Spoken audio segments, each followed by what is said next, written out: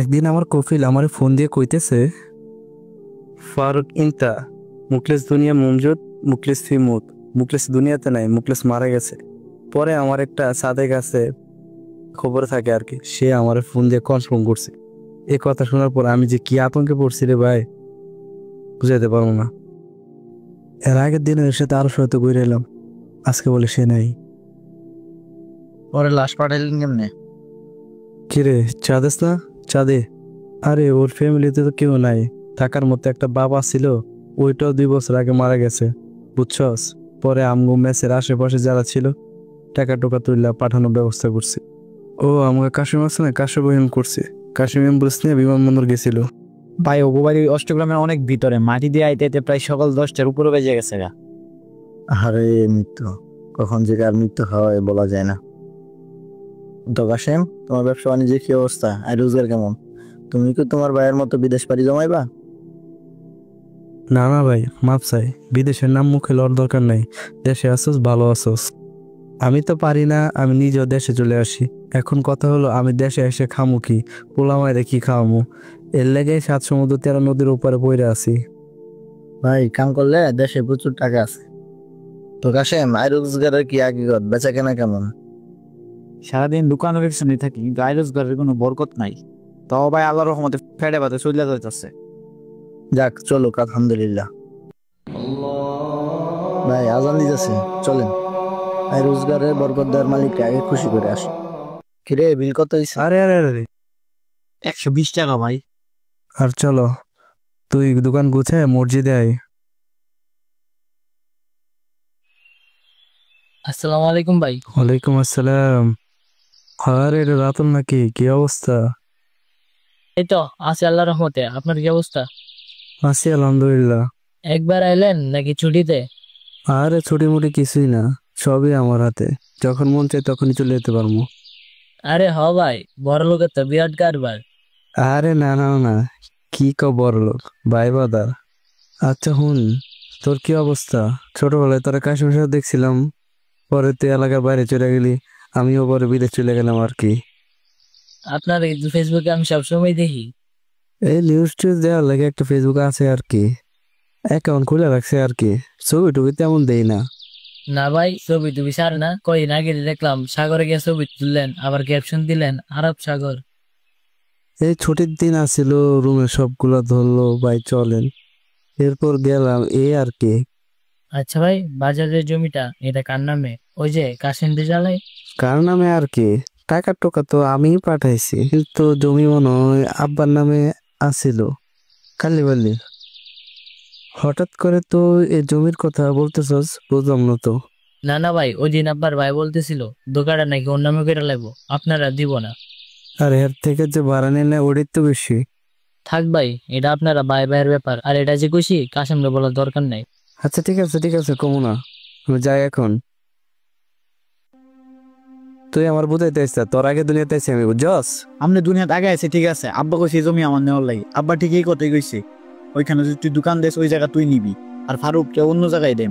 বিদেশ থেকে টাকা পাঠালাম আমি, আর জমি দিলাম আব্বাই, তুই জমি নিবি কেন বুঝতেছি না তো। আর মরা বাপের নামে তুই যে মিথ্যা কথা বুঝতেছিস না, এটাকে বিশ্বাস করবো? আপনি টাকা পাঠাচ্ছেন ঠিক আছে, আপনার বিদেশ পাঠাচ্ছি আব্বার টাকায়, ফ্যামিলির টাকায়। যদি বিশ্বাস না করেন তাহলে বাজারের দোকানটা 2 ভাগে ভাগ করে দিন। আমার জমি আমি তরে দিমু কে? তুমি মানে জমি তো আব্বার নামে। এত কথা বুঝি না, জমিটা আমার লাগবো মানে লাগবোই। হ্যাঁ জমি লাগবো, আপনি কইলে তো হইব না। আমি যেটা কমু এটাই হইব। যা ঘরে যা। হ্যাঁ চল। আপনি কিন্তু ভাই বিষয়টা নিয়ে বেশি বাড়াবাড়ি করতেছেন। হ্যাঁ তুই বারাবারে কি দেখছস? কালকে আমি বোর্ড অফিসে যাবো, এটার নামে মামলা করুম, যা হইব ওইখানে হইব। হ্যাঁ বিদেশ থেকে টাকা আনছেন দিকে টাকা ওড়ানোর জায়গা হন না, যান যান ঘুষ খাওয়ান গিয়া কামাইব না, গদি উল্টে গেছে গা। ওই দেখ সামনে উসমান, তার সাথে কথা বলবি না, শুধু হাইটটা চলে যাবি। ওই দেখ তামিম আইতাছে। ওই তামিম কই যাস? বিকালে ফুটবল খেলবি না? ওই যে একটু সামনে যেতেছি। খেলার কথা যেন বলিস, খেলার ইচ্ছা আছে, তুই সবার সাথে তো খেলি না। আমি মনে খেলা লাগি কান্দি। আমি কি দই কইছি? সব কথা নিজের গায়ে মা কাজ করে। তুই খুশার কথা কইবি আর আমি গায়ে নিলে সমস্যা? উসমান এবার কিন্তু বেশি বেশি হয়ে যাচ্ছে। বেশি বেশি হলে কি করবি? এই তামিম কি করছিস? এই তুই বাড়ি যা, এই তুই যা। আগে 2 ভাইয়ের মধ্যে কি মিল ছিল, আর এখন কি অবস্থা? শোন, আজকে তো তুই আমাদের ঘরে খাবি। আমাদের ঘরে আজ গরুর গোস্ত রান্না করছি। গরুর গোস্ত তো আমার প্রিয়। আচ্ছা ঠিক আছে, আমি জানি গরুর গোস্ত তোর প্রিয়, তার জন্য তোর বলছি। আচ্ছা শোন, আজকে বিকালে তুই আর আমি মিলে আবার নানু বাড়ি যাবো। বিকালে? বিকালে কয়টায়? এই আসরের পর। আসরের পর গেলে আবার কখন আসবি? তো আমার মামা বাইক দিয়ে নামিয়ে দিয়ে দেবো। আর না হলে আমার নানুর বাড়ি থাকবো, কালকে সকালে যাওয়ার আগে আমরা চলে আসবো। আচ্ছা ঠিক আছে, আমি ওনারা জিজ্ঞেস করে নিই। আরে চল চল, আমি বলে চাচি না করবে না। আর না হলে আমার মাকে দিয়ে তোর মাকে বলাবো। তা যাবে কোন পথে, বাজার দিয়ে নাকি নূরপুর ঘাট দিয়ে? নূরপুর ঘাটে নৌকা আছে, ওখান দিয়ে শর্টকাট হবে। নৌকা উঠবি? ভয় লাগবে না? তুই তো আবার সাঁতার পারিস না। তুই আছিস না, তুই বাঁচাবি, তুই তো আবার সাঁতার পারিস। আচ্ছা ঠিক আছে, বাঁচা মনে, চল চল চল।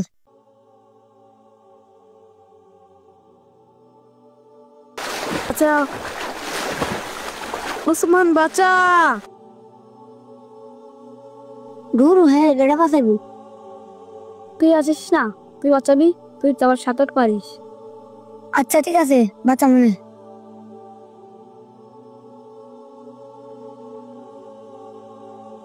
ভাই তুই ঠিক আছিস? গ্রামে থেকে এখনো সাঁতার শিখো নাই? তোরে কেটা কইছে হ্যাঁ গাঙ্গে গোসল করতে? কিরে তুই ভিজলি কেমনে? তোর শরীর ভিজা কেরে? তাই তো ডুবে আছে ভালোছিন, পরে তো আমি গিয়ে বাঁচাতাম গিয়া বিটে গেছিলাম। আরে শুনছি কেরা পানিতে ডুবলো, কেনা পানিতে মরলো, তোরে কইছে নাকি এটা দেয়ার লেগা? আব্বা ও কি আমার চাস্তো ভাই না? ও কি আমার রক্তের ভাই না? ও শুনছি ইটা রক্ত কত আছে, ইটা রক্ত দূষিত হয়ে দেখা যাবাই যা। আমার ছেলে বাঁচতে না মরলো এই খবর তোর না দরকার নেই, এটা আমার বিষয়। যা তুই বাড়ি যা। আরে ফারুক ভাই, আরে কাশেম, তোমরা তো একই মায়ের পেটের 2 ভাই, তোমরা কি শুরু করছো? আমি সেদিন ঘর থেকে শুনলাম আপনারা 2জন সামান্য জমি নিয়ে ঝগড়া করতেছেন। জমি কি ওপরে নিয়ে যাবেন?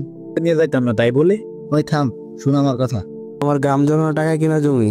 ফারুক ভাই, সেদিন দোকানে গল্প করার সময় আপনি বললেন বিদেশ কে যেন হুট করে মারা গেল, মানুষ কিন্তু বেশি দিন বাঁচে না, হায়াত বাড়বে কি করে? আপনি তো হায়াত বাড়ার মতো কাজ করছেন। হায়াত বাড়ার মতো কাজ?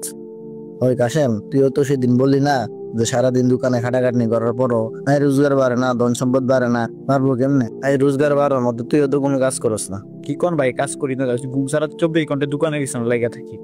সারাদিন গাদার মতো খাটলে এই রিজিকে বরকত দেয় না। শুন তাহলে, হাদিসে বলেছেন প্রিয় নবী হযরত মুহাম্মদ সাল্লাল্লাহু আলাইহি ওয়াসাল্লাম, কেউ যদি তার হায়াত ও ধন সম্পদ বৃদ্ধি করতে চায় তাহলে সে যেন তার রক্তের সম্পর্ক রক্ষা করে। কিন্তু তোমরা 2 ভাই কি করছো? হায়াত বা রিজিক বাড়ার মতো কোনো কিছু করছো? এর বিপরীতে তোমরা 2 ভাই ঝগড়া মারামারিতে লিপ্ত আছো। তাহলে আরেকটা হাদিস শোনো। প্রিয় নবী হযরত মুহাম্মদ সাল্লাল্লাহু আলাইহি ওয়াসাল্লাম বলেন, আত্মীয়তার সম্পর্ক ছিন্নকারী কোনোদিন জান্নাতে প্রবেশ করবে না।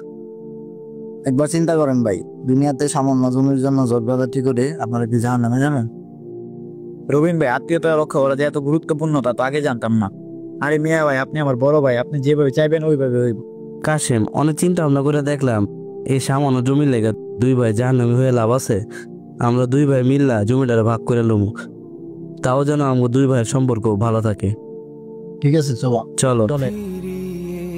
আচ্ছা ভাই, তাইলে আমরা জান্নাতে পাশাপাশি থাকবো। ঠিক কইছিস ভাই।